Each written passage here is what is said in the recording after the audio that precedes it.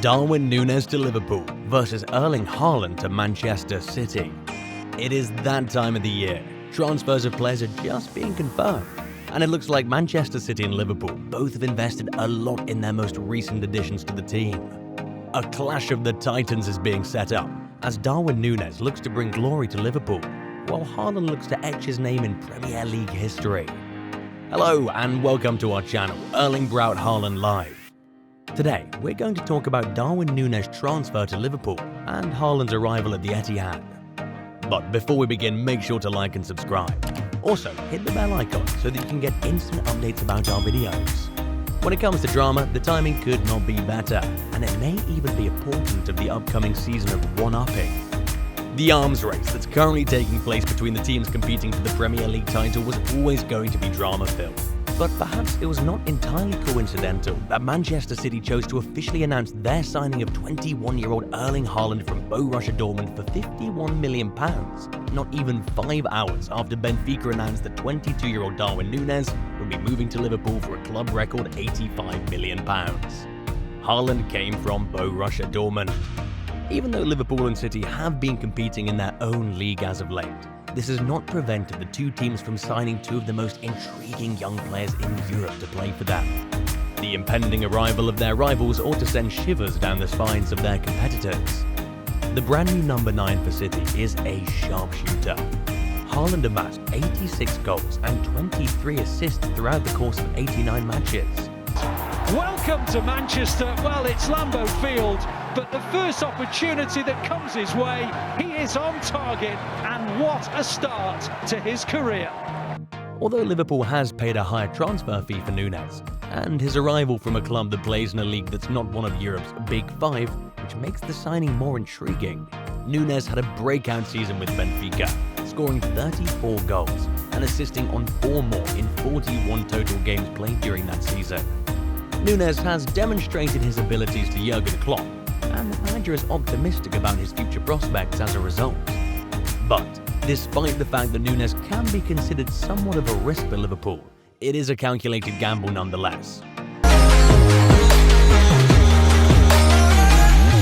His compensation will be significantly less than what it would have cost to maintain main services. Even though Haaland will sign for a cheaper transfer fee with City, his salary will be much higher than those that Núñez will receive under the terms of the deal he's signing with Liverpool. It is no secret that both forwards are eager to make amends for the lack of hardware in their respective trophy cases as a result of their most recent tenure with their respective organisations. Liverpool and Manchester City have already established the pace and temperament of the new season, less than a month after the end of the last one. Given their relative transfer costs, Núñez and Haaland will be held to the same high standards in England. Despite this, it is possible that City will be better able to weather any potential storms as a result of its financial strength, as well as the rapid increase in Haaland's value. Recent findings from the CIES Football Observatory indicate that Haaland's assessed value as of June 6th had already returned to £131 million, providing the champions with significant resale value. These findings were published on June 6th. If Núñez lives up to the expectations at Anfield, a transfer fee of £85 million will appear justifiable. By comparison, Núñez was believed to be the most valued player outside of Europe's Big Five leagues at £60 million. So, how do the two size up against each other? Let's start with the Champions League. When Núñez made his debut in the Champions League in 2021-22, he played a total of 10 games for Benfica and scored 6 goals over the course of the season. 2 of those goals were against Liverpool, who went on to win the tournament.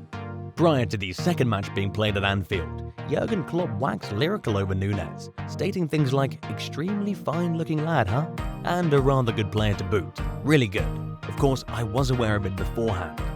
But he played very much in front of me with his challenging battles against Ibrahima Konate." Regarding Haaland, he has an outstanding track record in the most prestigious event in Europe. The Norwegian has scored 23 goals in the competition while playing for both BVB and RB Salzburg, despite only making 19 appearances. Even though Dortmund was eliminated in the group stage during the previous season, he still managed to score 3 goals for Borussia Dortmund, and he did so while being the youngest player ever to score 20 goals in the Champions League. Even if he has stayed quiet in order to avoid putting extra pressure on Haaland, Guardiola is fully aware of what he can bring to his club, particularly at the highest level. Without a doubt, he can make it easier for us to rack up more points. That is not the point at all. When you get down to it, it all comes down to winning games, the manager of City said back in May. According to Guardiola, I never considered that the central defender controls our defensive situation, and I never considered that the striker controls our goal scoring. He has a long history of scoring goals, so we will aim to provide him with additional opportunities to do so during the game. He will never be trusted with the responsibility of scoring goals. We must win games. Something like that. In the Santos Park, you know it's Santos Park? It's a house, with the ticket, with lots of cheap, with 1,000, with a cavalier. And if we are to win games, everyone must perform at their highest level by showing up as often as feasible. After that, of course, if we get there with the talent we think he possesses, we can accomplish it. Now, as you know about the transfer fees, let's talk about the wages. Haaland is reportedly going to earn around £117 million mooted over 5 years, plus add-ons of up to £11.8 million. As for Núñez, £64 million, with add-ons bringing the total to £85 million. He will sign a 6-year contract with a reported salary of £64 million. Now, what about the player's international records? Well, in October 2019, Núñez made his debut for Uruguay's national team with a late-headed goal that earned a 1-1 draw for Uruguay against Peru in a friendly. Since then, he's made 11 appearances for his country and has scored a total of 2 goals for them. The month of September 2019 saw Haaland's debut in Norway, and he's currently regarded as the top player in his nation. Sherlock winning that. And the shot is brilliant from Haaland. World football's rising star. The striker has scored 20 goals in just 21 outings, putting him just 14 short of becoming his country's all-time greatest scorer.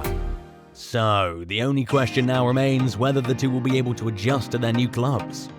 The downfall of the huge centre striker in recent years has undoubtedly been attributed to England's switch from a 4-4-2 style. A powerful striker was frequently combined with a frontman who was more mobile. A classic pairing was Emil Heskey and Michael Owen at Liverpool. In an effort to move the ball around them for the striking partner, the goal is to tie up the centre defenders. Well, here's Núñez again, flag stays down, and 1 turns into 2. Never before have systems been more adaptable than at City and Liverpool. However, Haaland and Núñez's entry signals a change. They will play in unconventional systems like conventional centre strikers. Only time will tell which players end up being the better investment. But one thing is sure, it's going to be an entertaining system.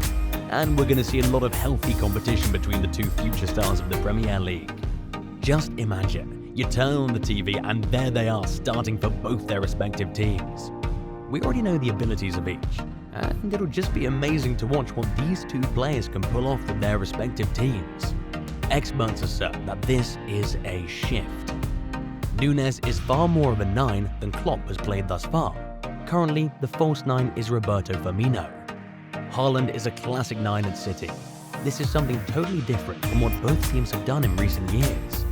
As for Haaland, he will bring a new dimension to City's game, as we could see a return to the time when a player like Aguero was at the front. Haaland has managed to shake German football. Only time will tell if he's able to do the same in the Premier League. So that's all the time we had today, folks.